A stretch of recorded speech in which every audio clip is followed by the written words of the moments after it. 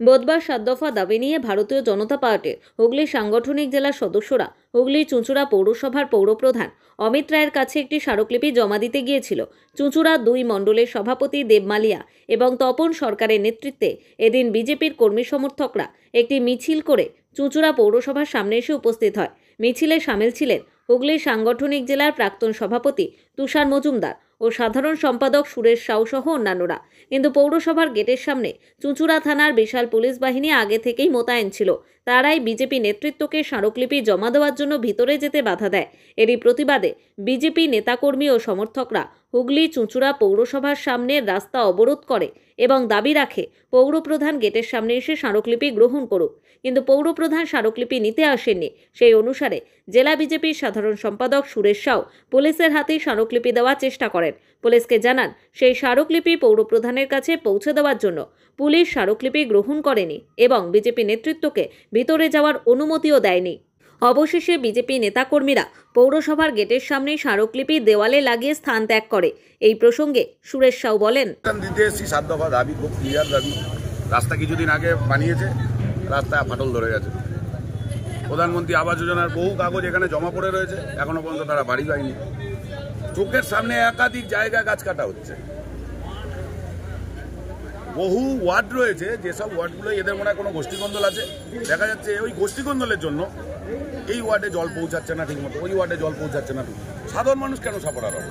ওদের গোষ্ঠীকন্দল আছে, গোষ্ঠীকন্দল পৌরসভার ভেতরে মেটাবে না ওই বিধায়কের পার্টি অফিসে মেটাবে, সেটা তাদের ব্যাপার। সাধারণ মানুষ কেন সমস্যার মধ্যে থাকবে?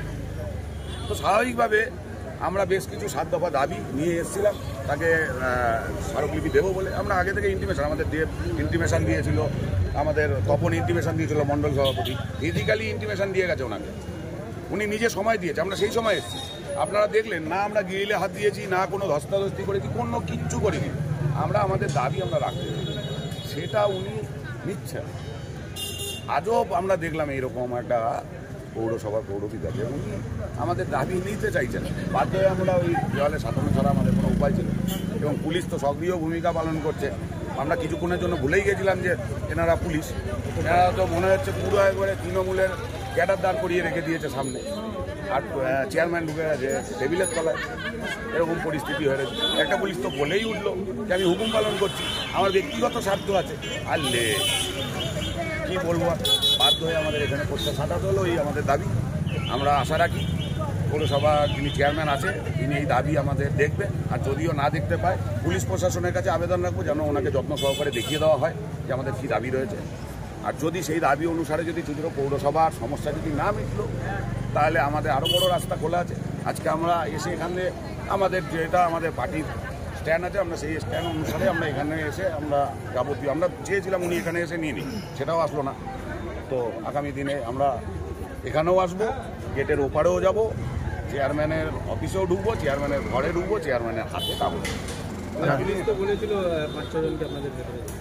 আমরা তো বহুবার আমরা কেন বহু রাজনৈতিক দল আসে ওই পর্যন্ত যায়, আমাদের জন্য এখানে কেন?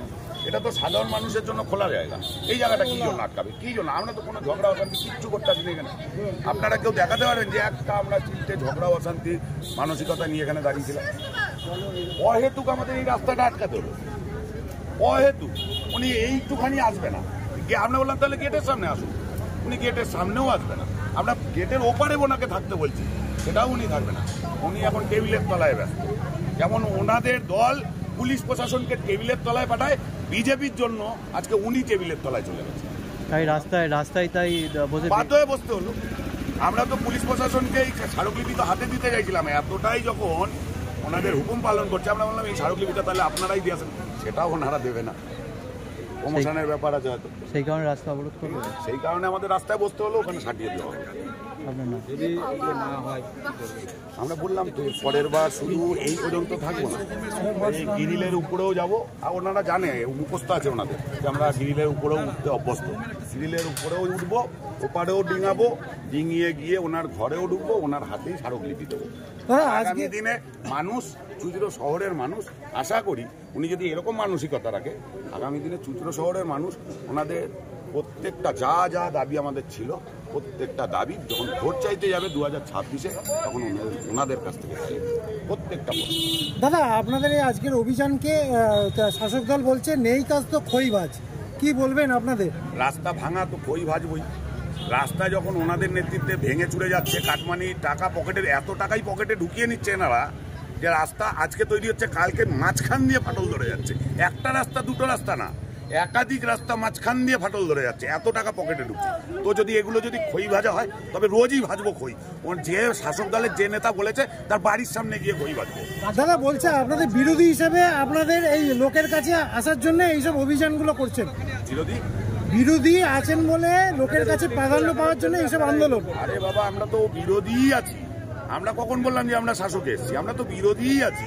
বিরোধী হিসেবে মানুষের যে সমস্যা তুলে ধরার কথা সেটাই আমরা তুলে ধরছি, আর আমরা 100 বার তুলে ধরবো। যে বলেছে যেই নেতা বলেছে যে খই ভাজছি, খই ভাজতে ওনার বাড়ির সামনেও যাবো আগামী দিনে, রেডি থাকবেন। হুগলি থেকে বন্দনা ভট্টাচার্যের রিপোর্ট, নিউজ দিগন্ত বার্তা।